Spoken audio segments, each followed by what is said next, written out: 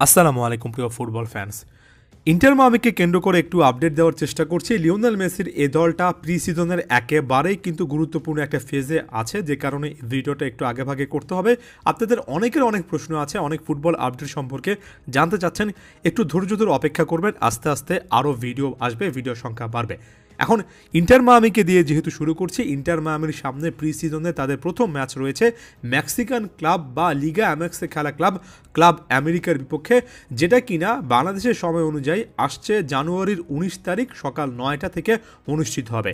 এ মুহূর্ত পর্যন্ত সবচেয়ে ইম্পর্ট্যান্ট ফ্যাক্টর এটা হচ্ছে যে লিওনেল মেসি শেষ পর্যন্ত এই ম্যাচে গেম টাইম পাবেন কিনা, তার ফিটনেসের আসলে জায়গাটা কোথায় আছে সেটা এই মুহূর্ত পর্যন্ত নিশ্চিত না হলেও তিনি এই ম্যাচটা খেলার জন্য দলের সাথে ট্রাভেল করবেন। যেহেতু ভ্রমণ করছেন, সেহেতু লিওনেল মেসিকে হাবিয়ার মাসচানোনো তার প্রথম অ্যাসাইনমেন্টে কোনো না কোনো মোমেন্টে মাঠে নামাবেন, এমন টাইপের কিন্তু একটা গুঞ্জন চলছে।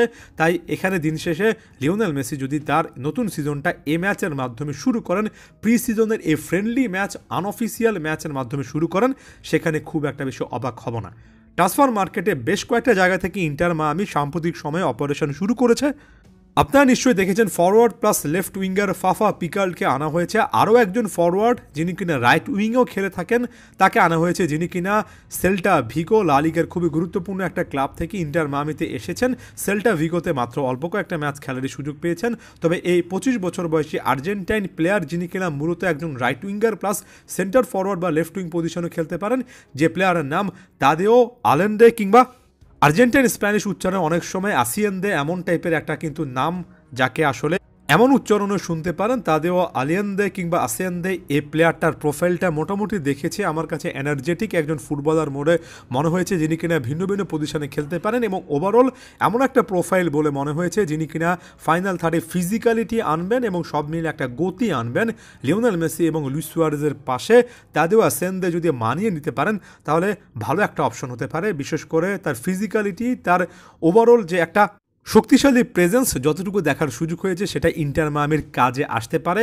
তাদেও আসেনদের খেলার দিকে তাই সামনের দিকে তাকিয়ে থাকবো। আমি যে মুহূর্তে ভিডিও রেকর্ড করছি সেই মুহূর্তে পর্যন্ত তাদেও আসেন্দে ক্লাবটাতে চলে আসলো, একেবারে 80 করছেন, এবং যে মুহূর্তে ভিডিওটা পাবলিশ হবে সেই মুহূর্তে পর্যন্ত হয়তোবা মেডিকেলটা কমপ্লিট করে তিনি দলের সঙ্গে যোগ দেবেন। 19 তারিখের এ ম্যাচও যোগ দিতে পারেন, যিনি কিনা ভেনেজুয়েলার জাতীয় দলে খেলা একজন তরুণ মিডফিল্ডার, যার নাম তেলেস্কাও সেগোভিয়া, এবং ওভারঅল তার প্রোফাইলটা দেখে মনে হয়েছে এখানে ডিয়েগো গোমেজের মতো মিডফিল্ডে বেশ পরিশ্রম করতে পারবেন, যথেষ্ট এরিয়া কভার করতে পারবেন, এমন একটা 21 বছর বয়সী ইয়াং প্রসপেক্টকে ইন্টার মায়ামি খুঁজে পেয়েছে। তেলেস্কাও সেগোভিয়াও কিন্তু ইন্টার মায়ামির জন্য গুরুত্বপূর্ণ একজন প্লেয়ার হতে পারেন, যিনি কিনা বর্তমান সময়ে পর্তুগিজ একটা ক্লাবে খেলছেন। এর বাইরেও আরও দুটো নাম রয়েছে এবং দুটোই ডিফেন্সে, যারা ইন্টার মায়ামিতে যোগ দেওয়ার খুব কাছাকাছি রয়েছেন। এর মধ্যে একজন হচ্ছেন গঞ্জালো লুহান, যিনি কিনা আর্জেন্টিনার বয়সভিত্তিক ফুটবলে মোটামুটি এক পরিচিত নাম। মোটামুটি এজন্য বলছি যে একাধিকবার হাবিয়ার মাসচানোনোর বয়সভিত্তিক দলের আশেপাশে তিনি কিন্তু ছিলেন, অর্থাৎ এ প্লেয়ারটার সিলেকশনের ক্ষেত্রে হাবিয়ার মাসচানোনো তার এর আগে আর্জেন্টিনার বয়সভিত্তিক দলের অভিজ্ঞতাটা, তাকে কাছ থেকে দেখার যে একটা ওভারঅল সিচুয়েশন, সেটা কাজে লাগিয়েছেন, সেটা ক্লিয়ারলি বোঝা যায়। গঞ্জালো লুহানও কিন্তু এক্ষেত্রে ইন্টার মায়ামিতে যোগ দেওয়ার খুবই কাছাকাছি আছেন।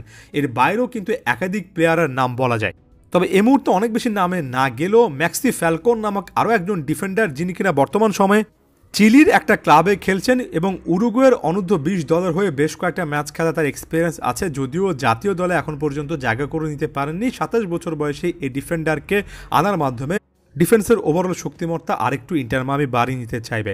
এখন যতগুলো নাম বললাম, অধিকাংশ নামই কিন্তু অপরিচিত, এবং একটা দুটো নাম ছাড়া সত্যিকার অর্থে স্বীকার করতে বিন্দুমাত্র দ্বিধা নেই যে এই নামগুলো আমি নিজেও প্রথমবারের মতো দেখছি।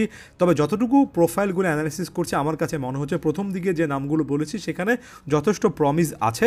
তবে একই সঙ্গে এই জিনিসটা স্বীকার করে নেব যে ইন্টার মায়ামিতে আমরা যে জিনিসটা আশা করেছিলাম যে হাই প্রোফাইল অনেক ফুটবলার আসবেন, এটা MLS-এর স্যালারি ক্যাপ সংক্রান্ত নীতিমালা আপনি চাইলেও ইচ্ছা মতো খরচ করতে যে পারবেন না, এমন টাইপের যে একটা স্যালারি সংক্রান্ত লিমিট বা ক্যাপ বসানো আছে, সেটার কারণে হয়তোবা ব্যাপারগুলো খুব সহজ কিছু হবে না। তবে তারপরও অন্তত একটা বড় রকমের সাইনিং, পরিচিত একটা মুখ ইন্টার মায়ামি এই সিজনটার শুরুতে সাইন করাতে পারবে, এমন একটা সম্ভাবনার কথা বলা উচিত, অনেকে আলোচনা করছে।